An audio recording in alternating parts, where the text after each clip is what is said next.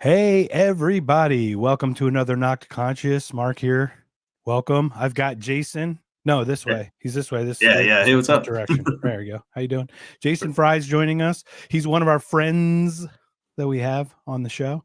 One of Jason's things is famous for being on Forge and Fire. He was a finalist, so I'm sure we'll talk about that. Jason, I've never spoken with you, but all of my other friends that we've talked Oh, with, okay. we got a whole group of people. We got Zach, Uh-oh. we've got Sean Collins, we've got Jason from Drop the Mask. All those guys are doing a panel tomorrow, so we're going to do that tomorrow at I think Fun. 5 p.m. Arizona time, 7 p.m. Eastern. You're in Central. You're in Texas. Is that correct, sir? I am indeed. Correct. Well, welcome to Knocked Conscious. Tell us a little bit about yourselves. Who are you, and what do you do? Yeah, so my name is Jason Fry. I am a lifelong Texan. I work in mental health, and that really looks a lot like writing papers. And they do eventually make people's lives better, right? So it's not hopeless, but it's writing papers. And so I have a couple of interesting hobbies to keep me from going crazy. So I do a couple of big things. One is I make knives. So I've been making knives for 16 years. You mentioned my 15 minutes of fame there. I was on Forged in Fire back in 2018. I was runner up on that episode. Ooh, if I turn my camera. Very nice. Right there is the weapon that I made. That's it. It's called a Qi Long Ji. It's a Chinese halberd spear thing. Mine took the world's tiniest little bend, and so I lost fair and square. I do recall that one, actually. I remember that. It was me and Spicy Mike, Mike Curley. So that was a fun experience. We're all still friends. We communicate some still, see each other at shows and stuff. So it's quite an adventure. So you still make knives, right? I still do. I've been doing that, let's say, about 16 years. And I wanted to have written a book. That's different to wanting to write one, right? I choose those words. I wanted to have written a book. And so I thought, well, maybe I'll do it like my day job and I'll just edit a bunch of other people's stuff and take some credit, kind of. So I hustled 17 authors and we collectively wrote 26 chapters. I think I had 6 of them. And I published my first book on knife making back in 2019, I think. And very cool. Parlayed that one quickly into a second knife making book, which led to the commissioning of a third knife making book. So I've got three knife making books in print. Yeah, I do a little bit of writing. The trilogy. Yeah, they're not connected except that I wrote them all. But nice. That's very cool. Got the 3 knife making books, and I write for Blade Magazine a little bit. So yeah, I'm on the board of the National Knife Makers Guild. So I mean, I guess all of that makes me a real knife maker. I don't know. There you go. I still, all of that is true, and I still make stuff in my backyard. So I balance it out, right? I'm a knife user, but I don't have any quality knives, so it's not like I'm a good knife user. Right. For sure. Right. So that's really cool. So mental health. Tell me, is it a day job? Is it something you can talk about? Because mental health is something I talk about on my show very often. So what can you share about what can you share about it? Yeah, I can. So I work for the state of Texas. We have 13 inpatient facilities for people with developmental disabilities. Okay. Now, everybody knows, or everybody should know, I'm going to tell you, that just because you have a developmental disability, what they used to call retardation, they don't call it that anymore, right? But just because you have a developmental disability doesn't mean you have to live in an institution, right? No, but I know many people who are functioning. Yeah, exactly. Self-sufficient. But if you have too much contact with the cops or too much contact with the doctors, right? So either your medical needs are too complex or your behavioral needs are too complex, then a place like ours is the solution, because we have 24-hour medical care and enough people around in facilities to support some pretty challenging behaviors without having to resort to law enforcement involvement. So there are a portion of population. I mean, I don't, whatever that percentage is, I don't know. It's a percentage, and it's small, but there's some. It's just a variance, right? It's just a variance in the scale of humanity. Is that we have extremes on both ends of that, and this is just a portion of the civilization with which we deal, right? And I would say it's important. Yeah, it's important to talk about for sure. I would say for the ones that we serve, a significant portion of those come from pretty challenging backgrounds, right? So the nice folks that we know that are fully functional in town, chances are, odds are that they had good parents and good upbringing and good OTPT speech school, all the services to get them to that functional point. But you can imagine what it would be like if you didn't have that, right? If your parents were absent or on drugs or in jail or dysfunctional themselves in some way, right? So that dysfunction there's a lot of genetic function to that. Like, genetic and behavioral both. It was like you had two people who were like born, someone born and then adopted at the earliest age and completely nurtured, but it's like a 56% chance of still being more hereditary than even cultural. Could be. Again, I don't know. Which is kind of interesting thing. I don't know the answer, but I do believe that it is nature and nurture both. And for these folks that end up at the kind of places I work, it's challenges on both ends of that spectrum, right? For sure. It's nature and I think nurture. Detection, your point, like with autism, it's great. Yeah. Yeah, like with autism, we find that people who have got early detection they can manage it much better because they can socialize the child the way someone on the spectrum would need to be socialized and things like that. And if you don't realize that, or if sometimes parents don't, they don't want to hear that because it's like a real hurtful truth, unfortunately, and things like that. Well, and we're working from the paradigm of people who will do anything for the betterment of their kids, but there's people that aren't like that. And not everybody has a family to look to or to help. Exactly. I mean, a lot of the homeless problem is a lot of it, indigent people that are tossed out or something that don't have another. So our folks end up a lot of times in law enforcement, in jail, or in a mental hospital, one or the other, but their disability makes them not appropriate for that environment for the long term. Right. They may get their trip, but that's not the long-term answer. And so for those most challenging people, they end up living with us. My day job is behavior, right? So I try to help them not hurt themselves, try to help them not hurt other people, and do the plans for what to do when things go wrong and the plans for how to keep things from going wrong. So that's my day job. I'm a certified behavior analyst for those that care what the nerd language is. Right. So does that work? If I may, I'm just asking if some of these questions, like if they don't go through these programs with you, they would then have some kind of actual like legal time they would serve in prison of some sort. Sometimes as a choice, because it would almost be they'd have to choose one or the other in a way, and you have to find a way to force them to choose. We have a percentage that are that way, that are what we call a forensic commitment. So their choice is jail or the state supported living center. But most of the time, honestly, there's not a ton of choice by the time people get to us. They're committed by the court. Some choose, but I would say the largest percentage of our admissions anyway are not that way. So how long have you been doing that, and how did you get into that? Also 16 years. Wow. What compelled you to that? It's a complicated life story. Field. Same as everybody. I love to hear it if you're happy to share it. I came out of high school and went to college to go to be an engineer. And I made it about a semester and a half, and I decided I didn't want to do that. So I switched over to ministry, to church work. I'm a Church Christ guy by background. And then I went off and I realized, even as a 21-year-old, I was like, man, there's not really any old guys doing this. So maybe I ought to get a little bit more education while I'm here. Right. So I got this 36-hour master's in psychology just kind of as a backup plan. Just in case. Like a minor or something. Yeah. Right? Well, no, I mean, it was a master's. It was a full-on deal. Oh, wow. Yeah, it was 36-hour master's. Hours would do that. Oh, okay. Yeah, cool. I did a grad degree. And then I went off and did church work for 6 years full-time. And then one day I found myself with 2 small children and no job, as sometimes happens in church work. And that was a difficult time. Lots of traumatic changes there. Went back to grad school again, worked on another master's in ministry, which served as really good therapy to get over wanting to do ministry for my economic sustainment. So I got out of full-time church work. I was working at a sporting goods store in the meantime while I was at grad school, made manager there. So I had a viable career path.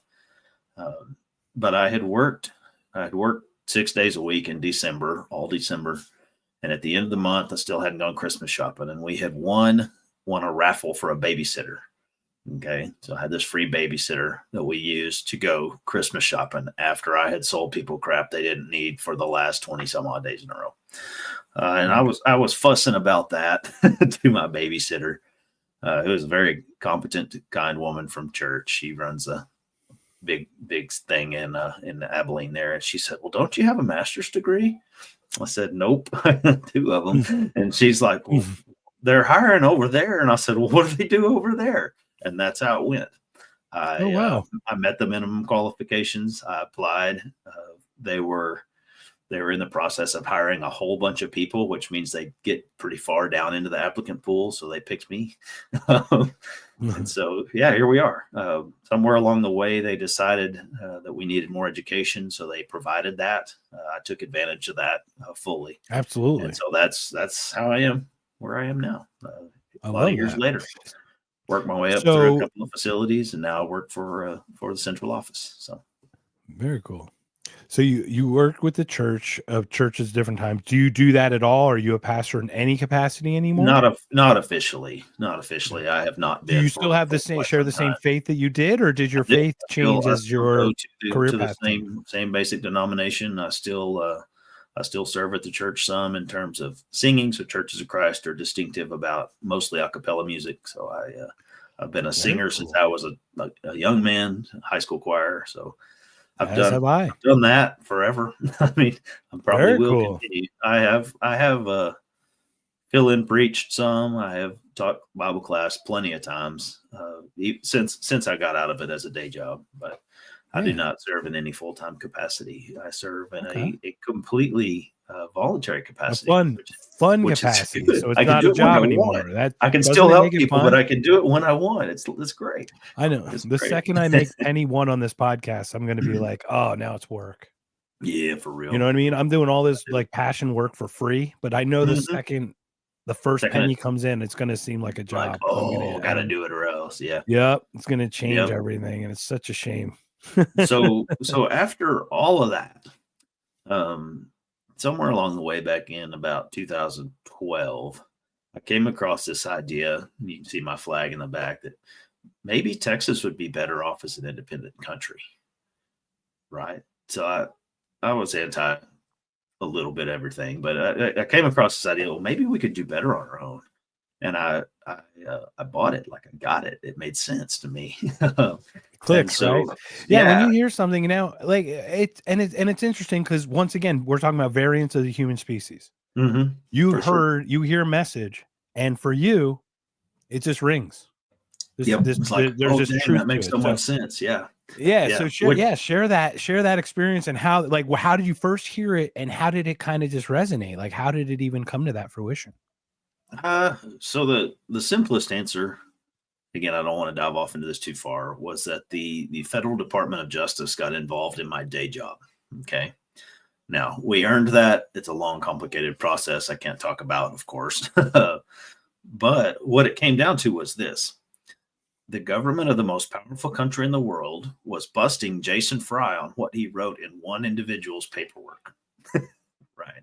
That was so far out of balance with how I think government should work.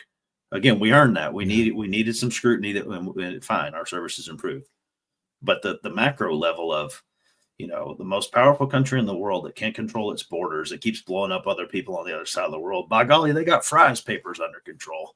Right? And that was like what tipped me over. Yeah. It's like, of all the things in the world the government can take care of, this is not one. And again, our services improve. I mean, I'm not trying to talk about that process, but on the big any institution scale, as any institution, and especially a state institution, there needs to be transparency. There needs to be this kind of accountability. Yeah, sure. For sure. We're talking about that. But on a side note, just the amount of paperwork, bureaucracy levels that you have to go through to get something done, to get something changed, to improve something. And let's be honest, you really do find it creates the problems that it says it's trying to solve, and then Fair. that allegedly justifies them to put more resources into that, like Mhm. it worked the first time, Well, and and to it didn't. maintain the scrutiny forever instead of making these reasonable goals you can achieve, right? It's always good Um, money after bad too. They just keep pumping money yeah, that's not like yeah, it's not the right amount of energy, right? The right amount of right. thought process So, into so it. again, without Yeah. getting too much into the details of the job stuff, philosophically, Mhm. that was a tipping point for me. By by 2017, I was starting to write for the Texas nationalist movement a little bit.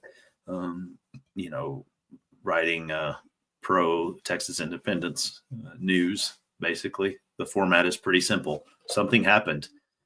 If we were independent, it would be awesome, or it would be better, or it might be worse. Or I mean, it's just you bounce the news through that lens of how would an independent Texas address this. And I wrote 120 articles for them over a few Wow. years, um, all behind a pseudonym. Okay, because I work for state government, Okay. Yeah. right? Look, So Ben you know, Franklin had a pseudonym. Let's not kid ourselves. exactly, The whole exactly. anonymity is a real thing. Now, It I'm is. not.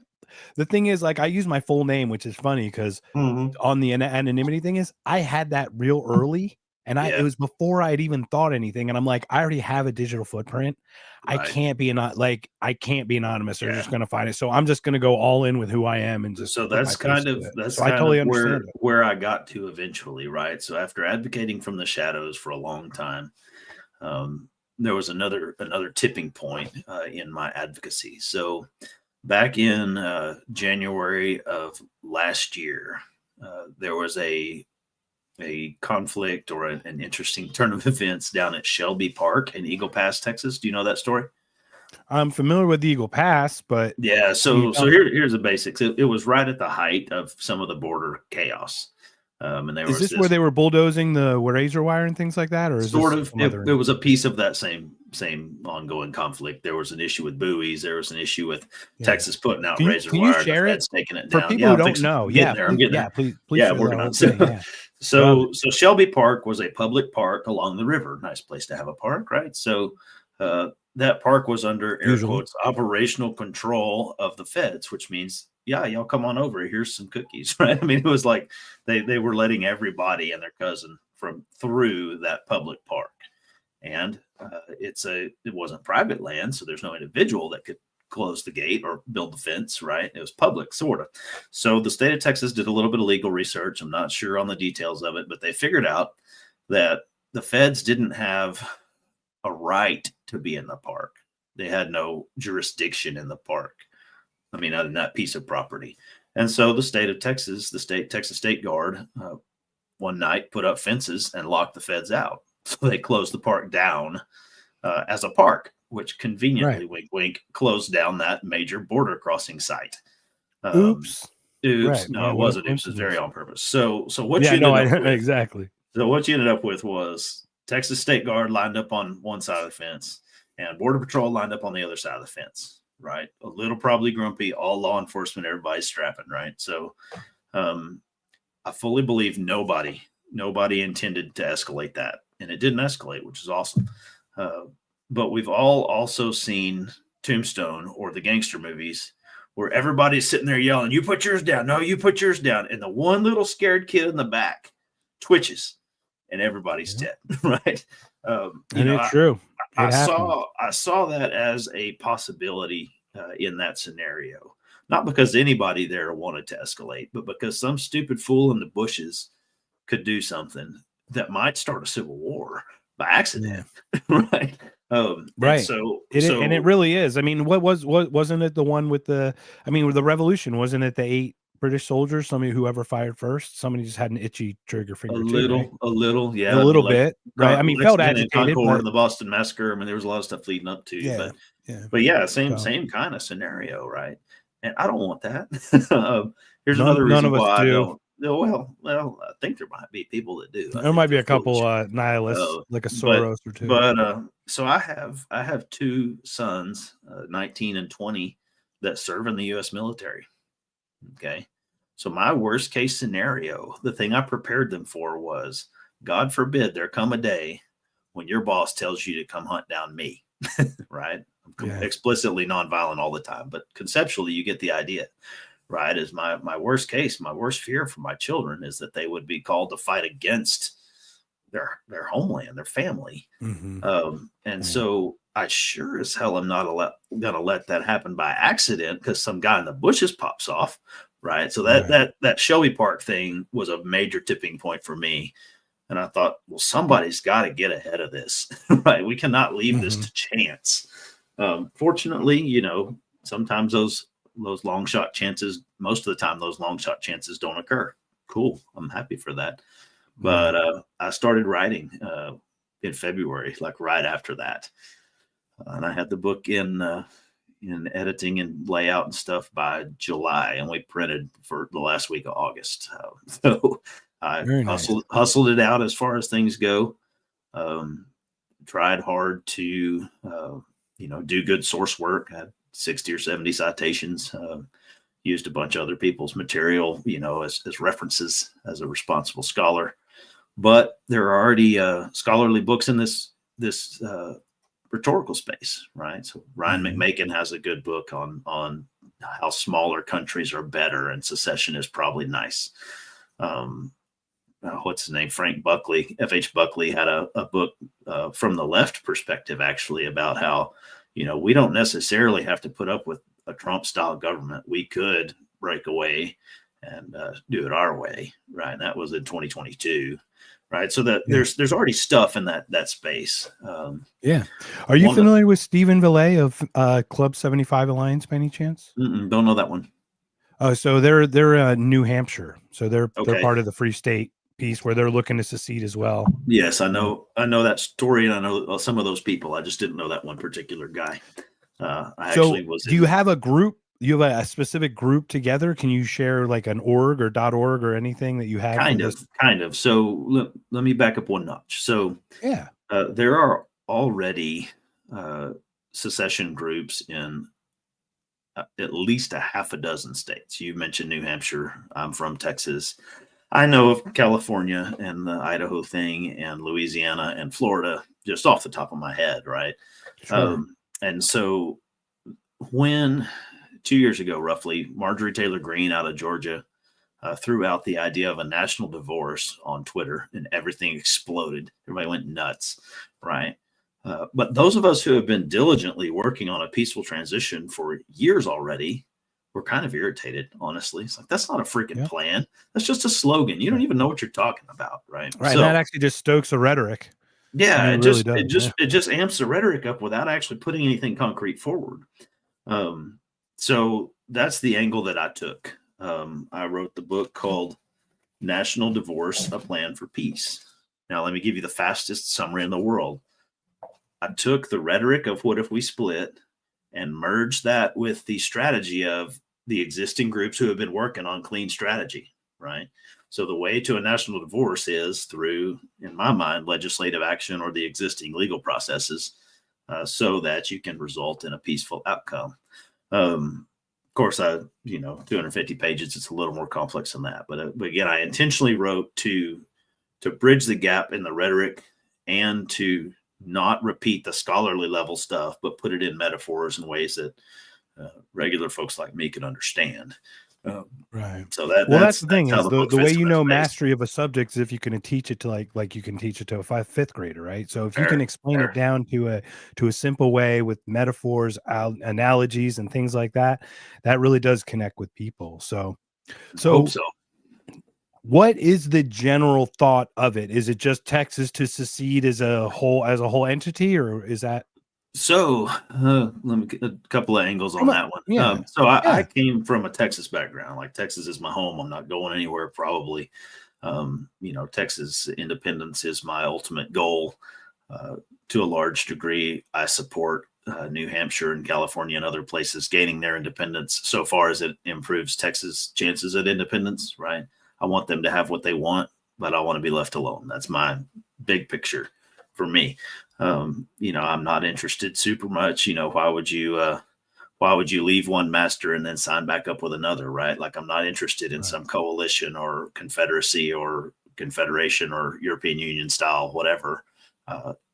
We already sort of halfway have that. We don't need any of that anymore. You don't leave that to go join another one, right? Right. But no, Texas independence as a full autonomous country is my personal goal. But again, the book is broader than that. You know, I predicted unsuccessfully that the machine would not let Trump win. That's what I believed. Well, it's close. I mean, I thought there was no way in the world that the machine would. Yeah, I think it was just so outlandishly lopsided in this one that it just could not be judged at the polls. Yeah, and obviously he skated a couple weird attempts. Yeah, the margin of the popular vote was beyond the margin of the influence. Okay, cool. Especially in the little states, right? Yeah. So, but what I figured was that half of everybody was going to be pissed regardless, right? Regardless of who won, half of everybody's going to be grumpy. Still half. Right? Still half. Unfortunately for my book sales, it's not my half. Right? Like I can speak the language of the right. I know those people, right? They are my people. I understand. Definitely. But the left are the ones now that are grumpy, and I don't understand them very well. So if I may really quickly, I've got a gentleman, Justin Holmes. He's on through Facebook. He's a friend of mine here. We've got Jason Fry on from Forge and Fire and obviously from Texas Independence.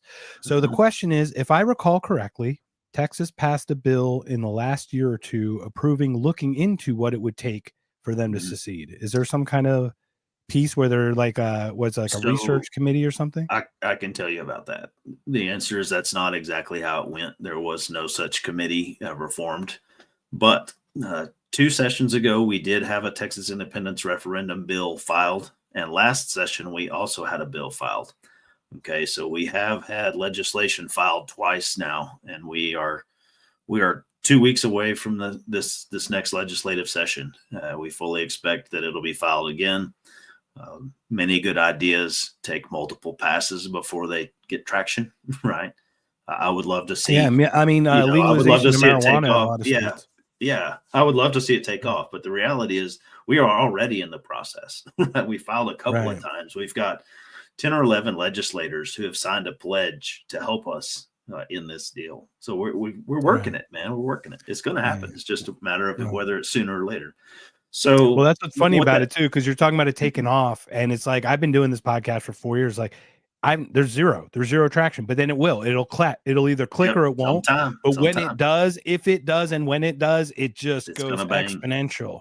And it seems like a meteoric rise out of nowhere. But all that planning that you did in the back end of it. So I had one. So go ahead and continue, because I have a couple questions about it on the back end. So let me talk about that act a little bit. That's important. So what the Texas proposal is, and I actually put the text of the entire bill in the book because I want people to be able to see and read what I'm talking about. Like I pulled it straight off of the Texas government website. Like, this is what was filed. This is not propaganda. This is what happened, right? So what the bill asks for is it specifies a committee to make a plan to leave within, I think it's 3 years. It might be 5. So the way that works is we have a election on a regular election day. We don't call some special made up thing. We slide it into the regular November election cycle on purpose. We put a question: should Texas reassert its independence as I can't remember. Should Texas reassert its status as an independent nation? That's what it is. That's the wording, right? If that passes, then the legislature is obligated to form a committee of specific people to go upstairs and say, hey, guys, we're ready to leave now. Here are 37 things we need to negotiate, right? So by law, they're authorized to go make a plan on how to get us out of these different entanglements, and then set a exit strategy. So what it absolutely is not is 1861. So let's call a special thing a convention, and let's vote, and then F you, we're out on Tuesday, right? It's explicitly not that. It's a legislative process, much more like Brexit than like anything that the United States has ever seen before. Right. Well, what's different though? Brexit is at least a country looking to join other countries. We're talking about something part of a country looking to. Well, we were talking about Brexit would be an independent nation leaving a League of Nations. Right. I mean, which is, you could argue that's how the it's not United about you States leaving. was set up to be. Right, but it's not about you leaving. It's about America letting you go. So I mean, we're talking about absorbing Canada, the Panama Canal, and Greenland all of a sudden out of the complete blue. And and here we are talking about secession of New Hampshire and Texas, and we think that's going to happen. And once again, this isn't the goal. The goal is absolutely admirable, and I love the way and the legislative steps. Do you foresee pitfalls where the country just won't allow this? Oh, absolutely. So let's talk about the divorce metaphor. Why did I pick that? That answers this question. All of us, I've been married 27 years. I picked my wife. She picked me. We stood up in front of our people and said, I like that one, right? And till forever, right? We made that choice and that commitment. There was no such day when we chose that about the United States government, okay? I mean, they may trick us into saying a pledge in elementary school, but there was no day when we chose, right? We did not choose to marry the government. So number one. So number two, all of us have seen divorce, right? So whether it's us or our parents or our friends, or it's common enough, every single individual in the United States knows what divorce is and what it looks like. A few things are relevant there. Number one, divorce seldom happens immediately, right? It happens as separation over time, and finally the divorce is a formalization of that separation. Okay, so I would say that if this were a marriage, which it's not, but if it were, we're already sleeping in separate beds and running separate bank accounts. I mean, the division, and we should have been from day one anyway. We should have been sleeping in 50 different bank beds. But the division is already there. Whether you call it red or blue or left or right or urban or rural or whatever you call it, the division's already there, right? The fighting is already there. It hasn't escalated to stupidity, but the tension is all right there already. We're already separated. And so when I propose divorce, I say, why don't we formalize the separation? I don't say it's better to separate. I don't say we should separate, that somehow that's more beneficial or good, or no, I'd say we're separated. We're already separated. Let's call a spade and figure out a peaceful way out of it. Another point there, for most people, that whole process entirely sucks. Right? Like I have some friends that have been through divorces that were terrible. I've seen some that it wasn't super terrible, but it wasn't fun. They wouldn't do it again, right? And then sometimes they spiral out of control into a mess. Other times they kind of rebound and find another family and try again, right? I mean, we've all seen all those different outcomes. All of that's on the table, I think. Like there's variety is the spice of life. So if there were, I don't think there will be, but if there were 50 independent nations all of a sudden, right? If each state became its own thing, some of them would form coalitions and confederations. Some of them would be independent. Some of them would crash and burn. Some of them would do very well. I mean, that same variability of individuals, I think, will apply to new countries that coming out of this deal. So I don't pretend to say that if we would just do this, it will be sunshine and roses for everybody. Nah, I don't think it's that simple. Yeah. I really don't. No, and that's the thing. It's any transition, and really, when we talk national divorce, my concern is not where we are and not where we're going to go or we're going to be. What happens in transition between? To that Absolutely. Is where death happens. That's where famine happens. That's where war. That's where conflict. And if we could. As a pilot, I always learned is like, we're in an emergency situation. Okay. If you're in an emergency situation as a pilot and you still have power, it's better to land under power and pick your spot where you want to land than to lose your engine completely and have a very good analogy. That's a very good analogy. We still are under some power here. So can we at least pick our spot? And we're not doing that. We're just. I love that analogy. I'm going to steal that probably. Please do. Because that's exactly where we're at. Really clicked. You're the first person to actually said it clicked because I've been using that one a little bit. So here's the other thing about that, right? We all understand that divorce is nasty and terrible, sometimes results in better outcomes, is the obvious solution to some of these problems, right? But there is a stated clear expectation that you cannot kill that guy. I cannot kill her in this process, right? Violence is still against the rules, right? Yeah, non-aggression. We still have an NAP. No, not even that. But I mean, yes, I fully believe that. But I mean, in society, There's Yes, this in a expectation that a civilization. divorce doesn't allow you to suddenly beat up the other person or kill them, Yes, right? correct. That's why I love this metaphor, because that's what we're Yeah, talking about. We're talking about how can we unpack this thing? How can we land this plane before it yeah, gets to that? And there's a clear right. expectation that it doesn't have to escalate. It doesn't have to be 1861. A point I Yeah. like to make sometimes. So that whole era was a mess. I mean, nobody pretends otherwise.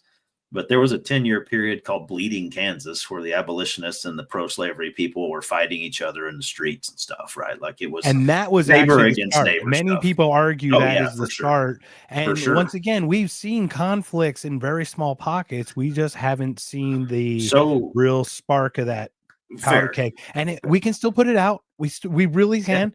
Well, But let me we're put ahead. let You me know, let me the put another fuse is twist lit on that. too. So So yeah, how many people died in Bleeding Kansas? I didn't know. I had I to don't Google know. it, but I'll I tell you, don't it's know the about number. it's not a firm number, but about 250.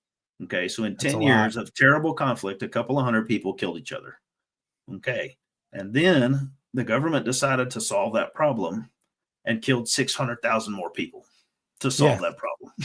Right. Right. Well, that's a funny thing. I don't know if you know about this. We're doing the book report, or we're doing Scott Horton's book, Provoked, right Oh, now, and cool. it's like what we're finding is so there's a deal in place. We back the guy who is actually making out better in the deal by saying, "Hold out because we can support you to get a better deal." We Mhm, spend 5 years and kill hundreds of thousand people, spend trillions of dollars, billions of mhm. dollars, Right. hundreds of billions, and then we end up with almost exactly the same exact deal down to the letter that Yeah. we could have had without all Yeah. that loss, you know? Exactly. Yeah. Exactly. And I think Yeah. that's how this will go. If the government can keep their stupid grubby hands out of it, it will not be awesome, but it will be better than if they tried to fix the problem. Right. And The that's a bleeding. concern immigration wise. I mean, you've got obviously I'm a Absolutely. Texas border state, you're a border state, Yeah. and here's we're talking about Absolutely. the military coming in. You do not want the military in our urban cities. If You do do, not want what this. you do. You do not want to give a military that kind of power. And the Correct. DOJ just wrote off a thing where they gave this is so funny. Trump is this Hitlerian Nazi fascist dictator. He's Mhm. about to win the presidency in November. In September, the DOJ allows for use of lethal force to support law enforcement, local law enforcement now. I have the Yeah. documentation. It's in the DOJ. Yeah. It's like, okay, if you knew Trump was going to be a Hitler guy, why would you allow that authorization 2 months before he could get elected? Why would you? So it's Yeah. clearly not like Well, it's him. because It's not that. It's the it's because continuity of they're all government in full this. of crap is what it is. So Right, because I told my they're kids, all got the same level that they want to yeah, here we control are, what they need to January the control. 8th. So on the January 6th thing, again, I don't want to get into that too far, but I Let's told do it. my Yeah. teenage Yeah. men, teenage boys at the time, I said, two things I have to say about that. Number one, you do not ever freaking forcibly take a government building. Number two, if you do, you better freaking win. And they better be stacking bodies. This whole thing was a farce. On everybody in the whole thing fumbled it, right? The idiots shouldn't have gone into the Capitol. The law enforcement shouldn't have let him in. The whole thing was a screwed up mess. And I think that's probably why the DOJ did that. They wanted to be prepared for future shenanigans. Yeah, absolutely. Because they I met didn't. Lectern guy. I met Did Lectern you? guy. That's fun. Yeah, at Amfest. And I took a Okay. picture with him. That's Yeah, cool.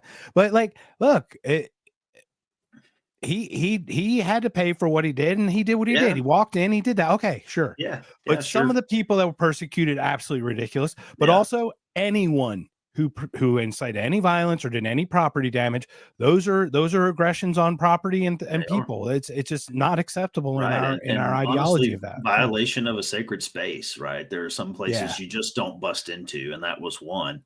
Yeah. So And I'm even for them being able to be on the oh, premises. absolutely, they should be able to But I know protest the they heck call out that of it. trespassing, but I'm But actually for that. I think yeah, that's okay yeah, as long as they don't do anything, right? yeah. But anyway, again, I don't want to dive off into that too far, except for to say that that's not how you do a coup or a revolution, or that's not how you do freaking anything. That was a disaster from everybody's Yeah. perspective, Yeah. including The how people they with the handled that guns forgot to afterwards. bring their guns with them. Right, including how Like, they let's handled it afterwards. So let's put little old ladies in jail because they went in the Capitol building. Screw that. That's stupid, right? it was Let's silly. pick group leaders that we don't like and arrest them who weren't even in town, but they were related. They Yes. were, you know, Yeah. again, What, I don't what know. was his I don't name? know if It started with an E. I forgot Enrique what. Yeah, Tarrio. Enrique. Yeah. And I Tarrio, again, yeah. don't know him. He might be a dirtbag, No, but look, this has nothing to do with it, because it's like I had the absolute privilege of meeting Lynn Ulbrich, Ross's mom, okay. during Freedom Fest in Las Vegas. I got to give her a big Mhm. hug. I didn't want to bother for a selfie because come on, that's just seemed Mhm. off. Like it wasn't about that. It's about her and just that she Yep. was there to share her son's story. I don't know Ross. That's the Silk Road I guy. just know that Yeah. he has a right to be freed. That there's nothing he did that I know of that I can see he did that I find deplorable. Whether I find him, regardless of what I think of him as a person. Yeah, exactly. For example, exactly. Which again speaks to the dysfunction, right? It speaks to the fact that this relationship is out of whack, and I wouldn't even put blame. So I in the book I talk about tribalism as the answer, not as the problem, right? So Pat Buchanan had a famous book, I guess, 12 years ago, 14 years ago, that said tribalism was the problem with America, right? I don't know if I want to take that guy on intellectually, but I think he's wrong. I think the problem with it is actually coercion. And it is both the left and the right that are nasty sons of guns when it comes to the use of political power to have it their way. Let me give you a few examples. We'll just use the recent ones. Everybody must be allowed in every bathroom, says the government.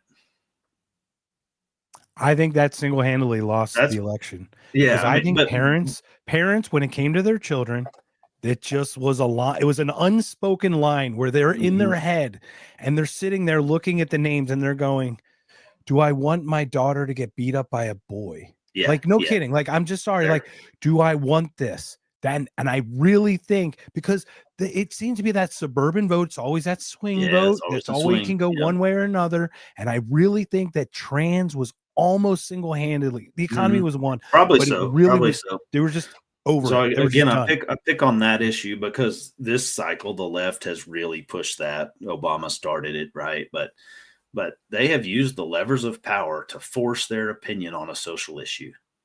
Okay, that's the left, but the right is equally guilty, right? So we have gone from adult explicit lyrics with it wasn't. I know Tipper Gore pushed it, but remember it was James Baker's wife. That actually had spearheaded Tipper and talked him into it with the Billy Graham group and that whole those censorship guys. That's a good one. It's two wings of the same bird, everybody. Well, let's not kid ourselves. These people want control. It's just how they control. Yeah. So the example I was going to use was abortion. So we kick it back to the states.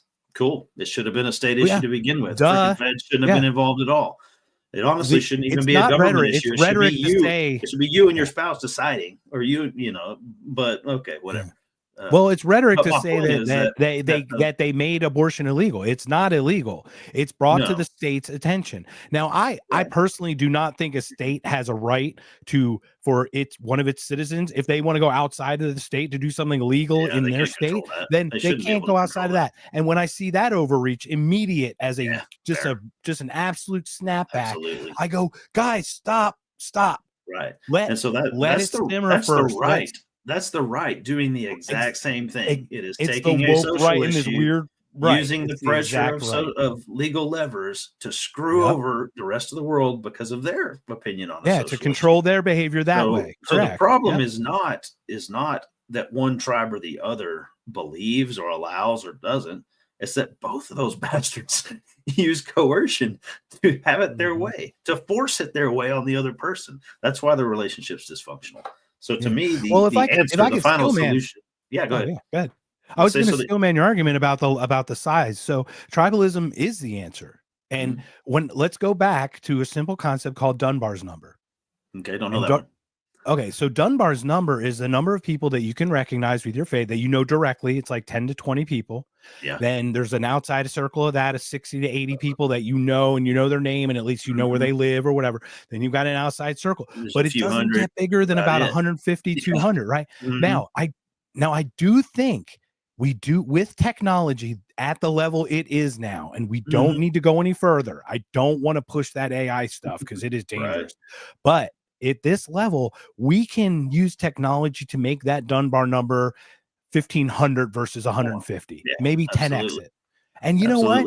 That's a pretty decent society of 1,500 people, and having hundreds of these societies around the country. Right. Or we can find homogenous ones, right? I mean, we can find people that we agree with that are way over there through technology. Cool. Right, exactly. But we still connect that way and use that, right? And it allows for that peaceful exchange without having to worry about the extra beating for your resource. So my position is that is the way humanity has been forever. It is only in the last few hundred years that we've had whole freaking continents under one democracy. Right. So what's actually true is that a 50 state conglomerate that covers a whole continent is unnatural. It's not the way humanity has survived up until this point. Right. So let's be honest. We've got two cities. We got New York City and Omaha, Nebraska. Okay, they have different needs. 100%. They should have no influence on each other whatsoever. There should be no federal rule that one has any influence on any. Now, one can adopt a rule. They're like, okay, it's a good idea. Let's do that. Okay. But not like, okay, everybody has to do this because it's ridiculous to have that. So talk about a couple of benefits to that. I talked about bleeding Kansas and a couple of hundred people dying, and that's not awesome. That's bad. Right. And when you have small groups of like-minded people, there's inevitably conflict with neighboring groups, always. Right. But my position is that me and 150 of my friends, if we want some cookies from the 150 people next door, the most people that will destroy is 300 people. Right. It takes, the way I phrase it is, it takes world powers to have a world war. Right. An independent nation of New Hampshire is not going to freaking attack China. Right. So that smallness actually it doesn't prevent violence at all, but it keeps the total number of people killed down. Individuals don't kill people at the same small rate that factions in a way, right? Yeah, they do become breakouts in a weird way. But once again, violence is also a human nature. It is. It's not like you can let's not give all that power that to it doesn't happen. Right. Yeah, exactly. So and to your point, we need to defang the government, right? It's crazy to have that. Yeah, for sure. So when you got a sitting president that says, well, if you want to take us on, you don't need AR-15s, you need F-15s and maybe some nukes. That's foolish. That is the same as in this divorce scenario. That is the same as me saying, if you try to leave, I'm going to freaking kill you. You can't do that. You can't threaten that. Right. It's not right. And you sure as heck can't do it. Right. But we've got the leader of the government is doing that. So again, a sign of the dysfunction. But then I argue that I look at some of the stuff we've done and it's become more and more evident that we do some pretty bad stuff at times. We're not always the good guys. No, we're not. I mean, look, this is what the point was. You were talking about the wars and everything. It's like, it's funny. The Fed was created in 1913. The first Great War was 1914. What a shock. That's a coincidence, I'm sure. Yeah, what a coincidence that, just when they got the absolute funding to fund a global war, just when they decided they could print the next day, print their own money. Year. Yeah, for sure. And it's and we talk about like the Creature of Jekyll Island, for example, is a book and all these other things. And it's like, we have to be very careful about those powers that really run those things because they do pull those levers, And absolutely. I would love a peaceful transition away, I would and yet too. Still together. I always just worry, I think if it doesn't go peacefully, it will not be because of the leavers, the people who are trying to escape. It will be the government choosing violence over self-determination, which incidentally is the same thing they did They're last time. the ones who can put their foot on your throat. That's the same thing that happened in 1861. Abe Lincoln was not willing to let people have what they had voted for. He thought, well, no, we need to kill a few 100,000 people to solve this problem. The problem was already solved without the violence, right? Okay, And so I again, got a whatever question. you We got think on Justin. those issues, I think slavery was wrong. I think the South sort of 100%. morally deserved to lose, Once but again, it so is was not Abe Lincoln. He consent. was a dirtbag, right? Right, It's not ever right. as clean. It's not ever as clean Well, as no, it. we got Infinite Zeal, for example, right? You probably spoken with him before. Mhm. Joel Ellenwood. I mean, he's like Abraham Lincoln's his least favorite, his most hated president. Yeah, He's like, yeah. I'm not look a what fan. he did, the tyranny he imposed to hold the country together. Right, And right. like, we look at it like, oh, yeah, he was holding America and keeping it together. Well, But right. I don't know. A perspective, you can look at it So, and so again, you in can the make an marriage argument that said analogy, he was forcing it yeah. together. In the And when marriage it didn't analogy, want to be it together. looks like Yeah. this. When you the first thing you Google on can my state secede is no because of Civil War, right? Let me explain that argument in terms of divorce. It's called I almost killed you last time you tried to leave, and if you try to leave again, I'm really going to freaking kill you this time. I'll make sure What of the that. heck kind of relationship is that? Right? Who wants to Right. be in that relationship? But that's the argument. That's the argument is that no, we kept the union together by force, and that's somehow better. No, it's worse. It's a sign that the whole thing is a mess to begin with, right? So again, those of us that advocate for self-determination and peaceful separation, our fear is not the extreme right or the extreme left at the local level. It's that they will not let us get away. Honestly, It really is. Let's talk. Can we talk about Greenland?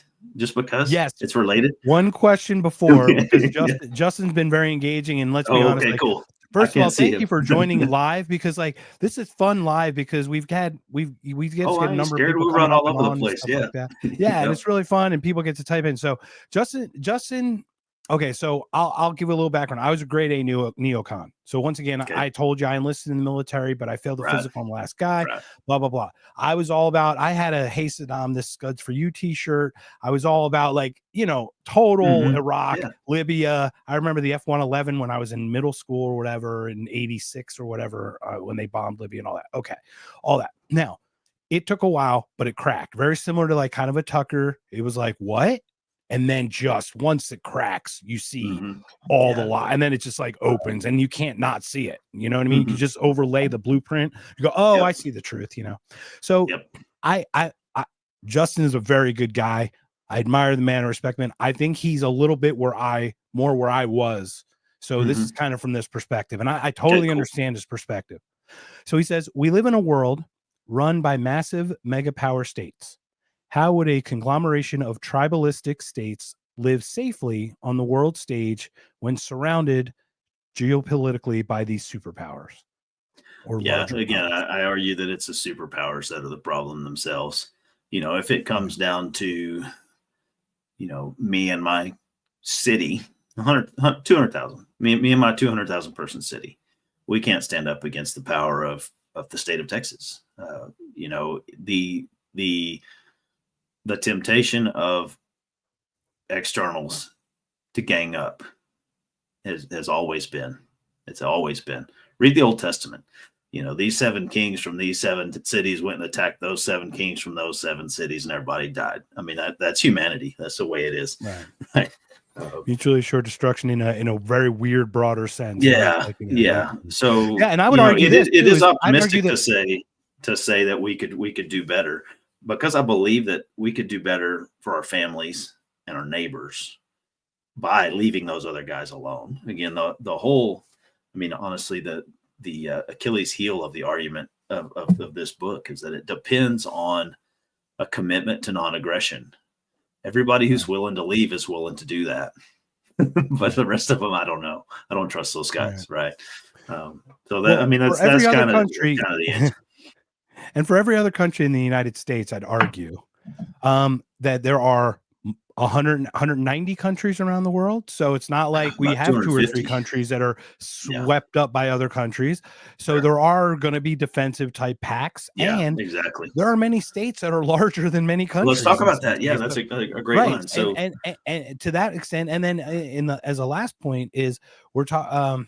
I lost my train of thought, but basically, like, I totally understand that point. But my question is the energy that the U.S. loses, because they take the energy in other countries. They're like, I'm going to let Texas walk away with their energy.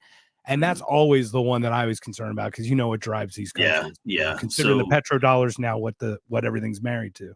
So the economic answer, the rightest, the moral answer is that nothing changes, because free trade is always the way it should be, right? Even though Texas energy is critical, it's still sold and bought and connected.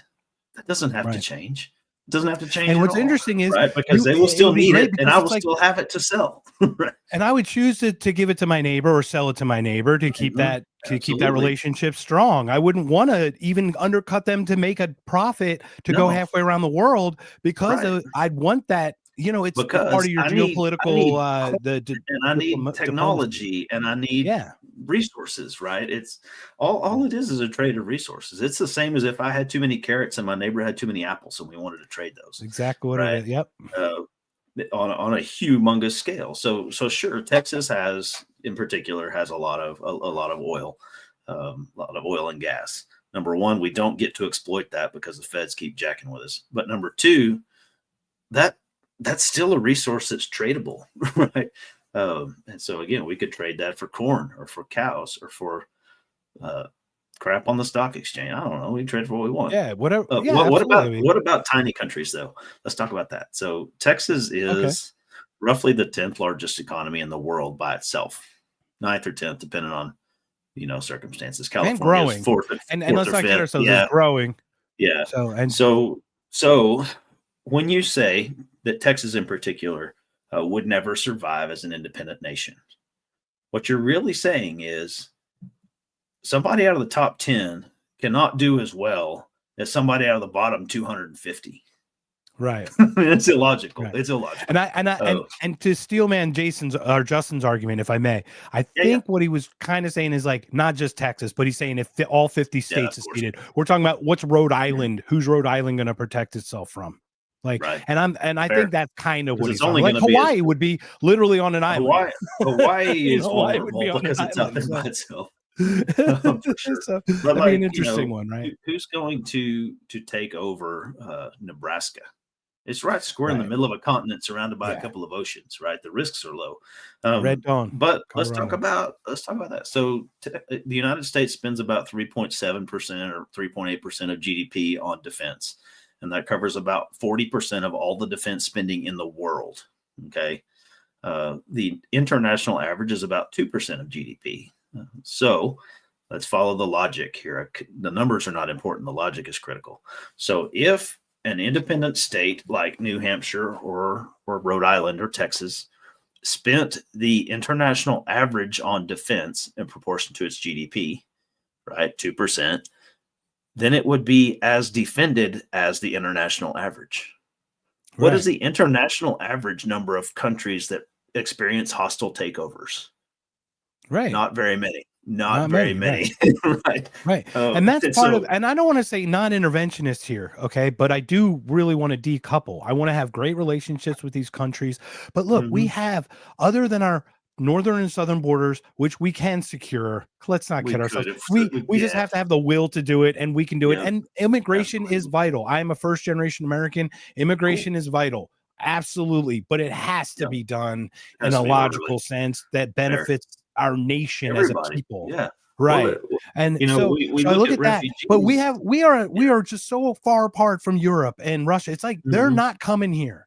No. They're not coming over the pond. They're not doing it. And if they did, we would see it coming, right? Yeah. Right. The amount of people what it would take for China to take over Texas, they're not going to sneak up on you guys. I don't see it happening. Yeah. It would be a defensible position. The world is separated by distance for good reasons. Yeah. So excellent. Well, I'd love to share anything else you want to share. Any stories about your kids in the military or anything? Any fun stories? No, so one's in the one's at the Air Force Academy and one's in the Marines, toting freight around in a big airplane. One thing I would like to say that I haven't said is, where can you find this book I keep talking about? So that book is National Divorce, A Plan for Peace. It is available at national-divorce.com. So national-divorce.com. It is also available on Amazon if you think Jeff Bezos needs another yacht. I would rather you bought it from me, but you can get it from Amazon if you want. They'll ship it faster. Buy it from But Jason. my copies come autographed, which makes them worth exactly the same Oh. amount. Get the autograph. Get the autograph for sure. version. So again, And send me a link and all that. No, I wanted you to tell me well, all that stuff. So I'm glad yeah, you got that in there. Yep, And for sure. yeah, and you do you have a knife making website as well? So that one is frycustomknives.com.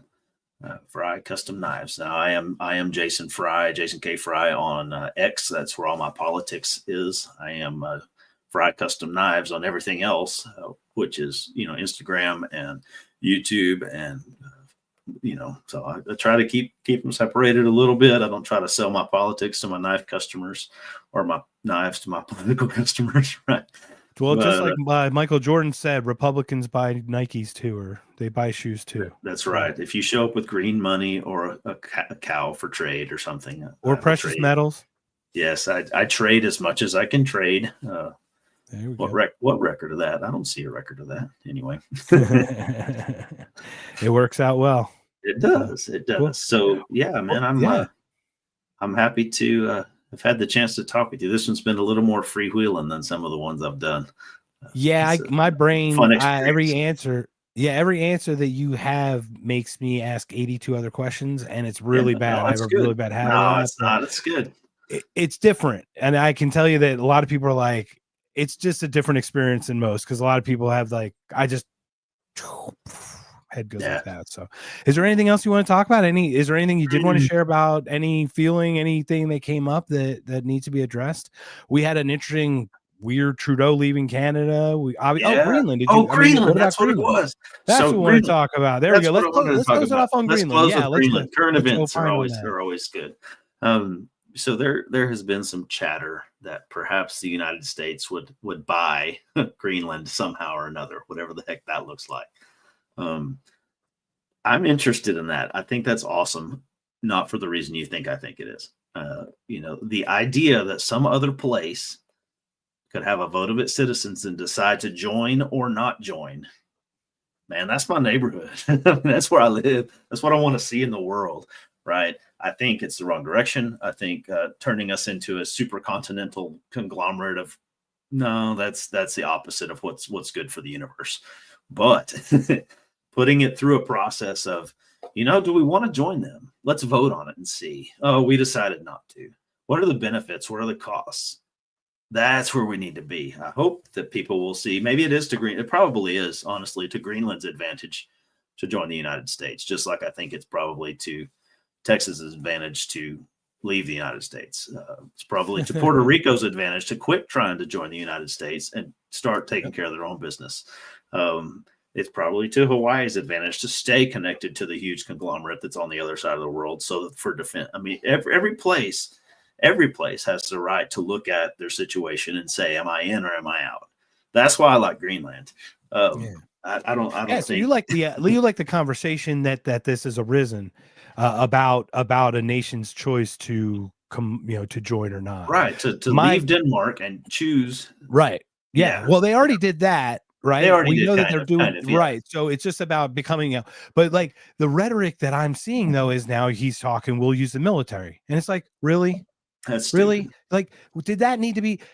And once again, I know it's Trump, but it's not him that worries me. Yeah. There's about 3 or 4 names right behind him, and I have the names. I've shared them on other podcasts. And then there's the people that are the MAGA people who just believe everything he says, and they're the ones who are like, "Yes, we're not asking Greenland. You're part of us." It's like you're coming with me. No, yes, no. Your point. No. I love your idea about I could see that. Process. Like if you go through the process, if Greenland says yes, we want to be United States now, and somebody else says no, you can't. I can see us using the military to enforce their will, to enforce the will. I mean, Americans should vote, don't you? However, that's a freaking slippery slope, right? Because didn't half of Ukraine vote to join Russia in 2014, and they still haven't, and there's a war. That's a whole other. It is, but it's bad for the big neighbor to get involved in the local conflict. Okay? Oh, absolutely. Who's right? Have fun with Scott Horton, but. But if Well, we no, if that's we the thing. intervene It's on behalf of Greenland, that's a bad precedent. right. But if they want to join us and somebody else gets Right. mad, okay, But I get it. But shouldn't we vote though too as Americans? Like we should maybe, actually have to accept maybe. because it's kind of in my opinion, I don't think that just like an elected official, this is outside of the purview of It is. what a It is. government should do. It's something the people I think should decide on. Almost like is it like a national park kind of thing? I don't know. Did we do that on Alaska or the Louisiana Yeah. Purchase? I don't know. I'm interested in checking the historical precedent. I really would don't know. guess not, and I would guess the Mhm. people were also much less like in tune with it as Much well. much to less this level. connected. Much but more. I mean, much more leaving each other alone. The government wasn't in our business, so what did we care? Yeah, Like, if fair. we didn't care So about that would be an government. interesting thought experiment. I'm not proposing this. Yeah. That we All right. put it Well, we put it to a popular let's- vote. What would that look like? What if we Yeah. put it to a popular vote? Texas says we want to leave, and their response is, okay, if the other states let you. And they put it and ask the people. Man, I don't know what that. Right. What I mean, that really would have to be that'd be a via amendment. mess. It's like Texas breaks away and No, via an it doesn't. amendment, and It 3/4 of the doesn't have to- state. I'm just saying. I'm Yeah. saying 3/4 of the state vote and say if 3/4 of the states do it. Yeah, that sounds like a great plan. That is a potential process. The thing is that Ben Franklin didn't send King George a carrier pigeon and said, "Hey, we're kind of feeling like we might want to leave. Right? Is that okay with you?" So part of self-determination is bye. We're gone. Your rules no longer Right. apply. So if New Hampshire or Texas or South Dakota or California says we would like to leave, I think that's it. That's it. The other states shouldn't have to vote on whether they allow it or not. It's not a mutual question. I support That's a good unilateral secession, just like if Right. it was a marriage. And if I'm abusing my wife or she's abusing me and one of us takes off and disappears, that's it. They're gone. There may be some legal unpacking to do, maybe some stuff to sort out still. But I know some ex-husbands who did not sign the separation. paper. I know some people but- didn't sign the paperwork. But it makes it more Here's complicated. a crazy story. But I was on an unilateral online date. initiation, I guess, is my point. Is still okay. Well, here's a funny one. I was on a date with a woman, and I met her for coffee, and she divulged that her ex-husband was in jail, and I'm like, okay, and she's like, oh, he's in jail for murder, and I'm like, okay, and then she's like, oh, by the way, I'm not technically divorced from him. He refused to sign the paperwork. I'm like, have a great night. Yeah, it's nice meeting you. Like, just to your point, it's the consent thing. So Justin's got another great question. Yeah, Once sure. again, this is why I love, because and I know you got an answer. So he's asking, what do you think about how the taxes should look like in an independent state like a Texas? That's a fun one. Number one would be that the United States spends unsustainably right now. So to do it the way the United States does it right now would be a big fat mistake, right? Right. We overspend on military, we overspend on social programs, we underspend on taking care of infrastructure, we underspend on taking care of the border. The United States priorities on spending are screwed up to the max already. So each state then becomes obligated to decide how they want to spend their budget. Now, I say that there are no federal dollars that did not originate with individuals or states, right? There is no federal money. It's your money. It's my money. They take it from us. They drop it in a pool. They drain out half of it and give it to Pakistan. And then they print some and then anyway, and then they regardless. pretend like they're helping us by giving us a portion of our money back, right? Right. So that to say, a Texas, would have to decide, would get to decide. That's the point, the freedom, right? They would get to decide how much do we want to ask from our citizens and what do we want to spend it on. So California, bless their hearts, right? They may want to continue to tax very high, and they may want to do universal health care and actually fund some fire departments or something, right? They may want to do that. They may say, I would rather be just like Denmark, and they may tax it 60% or something and provide tons of services. New Hampshire or Rhode Island might say, well, there's only 11 of us, so we can't do that. So what if we, what if we just tax and maintain roads and minimal court systems, right? I mean, each place gets to decide. That's the point. And Jason, I don't know your where I land politics, on but that. are we talking voluntarism and I like think that's tough to agorism, pull or off. right, It's right? tough But to I'm pull just off on saying a if we're big talking about little level. tribes, right? It's But if tough we to go pull with off on a big level. tribes, yeah, if we go to this tribal concept and Well, we get if we go small enough, decentralized enough where the right? central conglomerate doesn't have that much power, then absolutely, Right, absolutely, because it like becomes let's be honest, voluntarism at a capitalism's city not the level, rather. problem. Yeah, because Yeah, it's the crony capitalism, right? We're talking about my roads, right? It's a yeah. big thing. It's like, look, Oh, I know. I got a I chapter know on there that. was a national transportation interstate system, and the Mhm, government took it over and hijacked it and paid. Okay, mhm, fine, mhm. great, Okay, cool. but all the other roads, all the other infrastructure for customers to get from from companies to customers, they know they needed customers to buy the stuff. Mhm, mhm. That was before that was implemented. So Yeah, let's for not kid sure, ourselves. And then for sure. obviously they scaled it out, but like I will say it's not even like how will taxes work. It's funny, and Justin, I love Justin, but it's like, why are we already justifying taxes?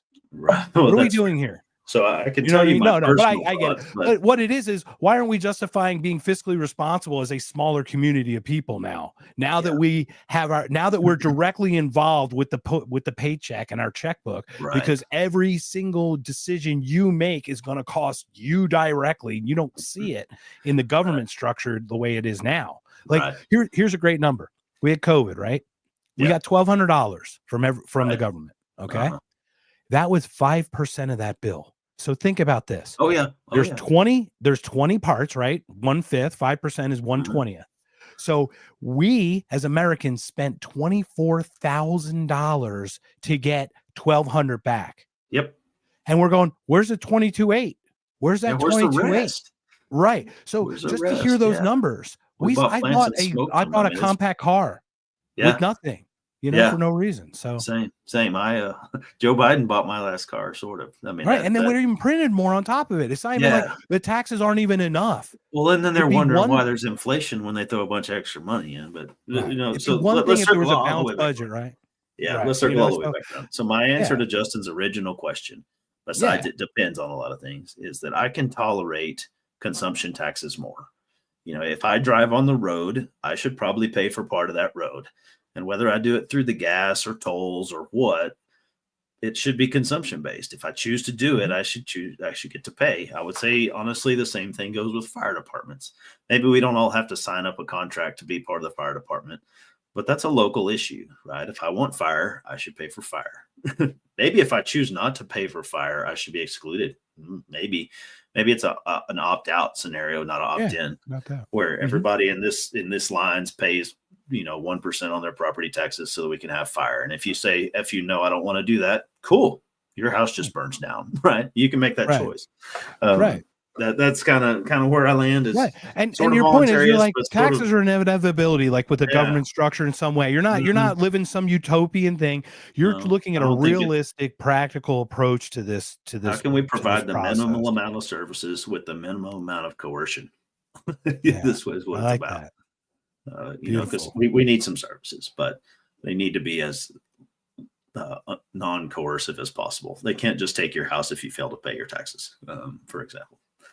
And I did misspeak for Justin. He says he thinks taxation is theft. Some I do revenue would too. have to come from the state, used to Yep. use taxes as a default for revenue. And I think we just Mhm. covered that same thing. Is like, Yeah. let's not live in a utopian world where this whole thing is. Yeah. We know that there's some things. What we're finding though is this ability to have a printing press with the Fed, for Mhm. example, Mhm. is absolutely drowning us. We are Yeah. talking about the dollar being only 3% of its original value. And we're Yeah. like, what Yeah. is going on here? The bubble has to break, unfortunately. And Yeah. it's not that we want it, but we foresee it. And Yeah. foreseeing it That's is where we exactly can right. change. So let's more of us foresee this, pivot a little bit. Let's break us up a little bit. Yep. Let's let you go. Yeah. And if Let's you come back, then you always loved us. And if you go away, it was never meant to be. Yeah, we That's we how it see should. that we see that in relationships all the time. If you find a new spouse, it's okay. If you don't, it's okay. Maybe you get back together, it's okay. Maybe you stay single forever, it's okay. Right? Like all these options are on the Yeah. table. But I love let's circle back and kind of close out with your analogy about the airplane. You said that when you are in crisis and in danger, your obligation is to land the plane while the engine is running, because then you get to choose a safe place to land. If you wait until the engine dies in this crisis, you don't get to choose and you don't have control. So I love that. I'm going to steal it because that's what that's what I mean about national divorce. You know, if you choose to separate while you still have the choice, it's so much better of an outcome, so much more likelihood of a peaceful outcome, so much more likelihood of a constructive outcome. It will suck to go through, but it will, you'll just have a better result, I think. So that's why I advocate for this. Well, I hope that becomes a quote for me, because you know, I'd love to be one of those people that no one ever heard of that has one quote, that has one famous quote, one with a name next to it, and like, who's this? Yeah, he doesn't have a wiki page. What's wrong with him? In crisis, land the plane before the engine goes out. Yeah, that's always better land under power and choose your spot. So one last thing, but before we call it a day, I want you to share all your stuff again. Once again, I am so grateful for your time, Jason. I know that you have a family and you have a bunch of stuff. You get called away to a million things. We scheduled like 18 times. We did. Totally understandable. And I'm just grateful that you found the time to share. So this last piece from Justin, he grew up from 2 to 10 years old in Midland, Odessa, Texas.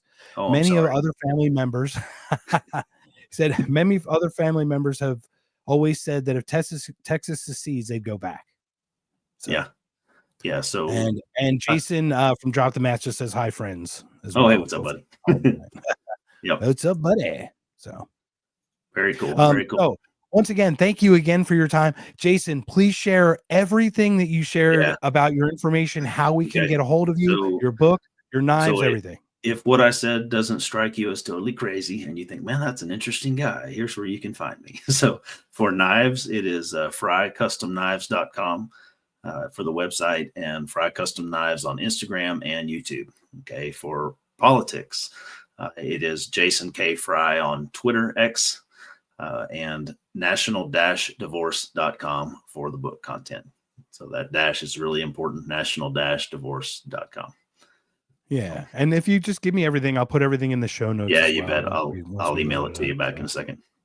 Awesome. Well, thank you again for everybody who came and showed up. We had about 20 people today. Awesome. I couldn't see you, but I'm glad you came. Yeah, there you go. That's what we can never see anybody. I know it was Gracie. We had Jason and I were on, and right before we jumped off, we got to 101. It was like, oh my God, we actually hit triple digits. It's like, you know, for us, it's like we're like little fanboys about this stuff. For sure. So. Very cool, but man. I'm just so grateful. What I'm gonna do is I'll put everything up and share it. And if you have anything else, we're just grateful. Welcome to the Knocked Conscious family. Yeah. And it sounds like you have good ideas. I'll connect you with my podcast I did with the New Hampshire guys. You might collaborate and get some other ideas on policy that you know, not directly because it doesn't work. But I've talked to a few of those guys, Carla and Alu and some of those. Yeah. Okay. But yeah, definitely. But yeah, anybody that hears this later and says, I'd like to talk to that guy some more. This is my 20th, 30th, 25th podcast. I mean, I can do this anytime, just with the equally terrible quality, right? Love it. You know what? It's all about the heart. So, and Jason does say, read National Divorce, A Plan for Peace. It is fire. Thank you so much, Jason, for joining. Thank you for Jason for joining in the chat at the end, and Justin for all the questions. I hope we answered them all. I know Justin will probably be on tomorrow because we got a panel tomorrow at 7 p.m. Eastern, 5 p.m. Arizona time. Thank you again for joining, and I'm going to click stop here and we'll talk offline, sir. Thank you again. Thank you. Take care.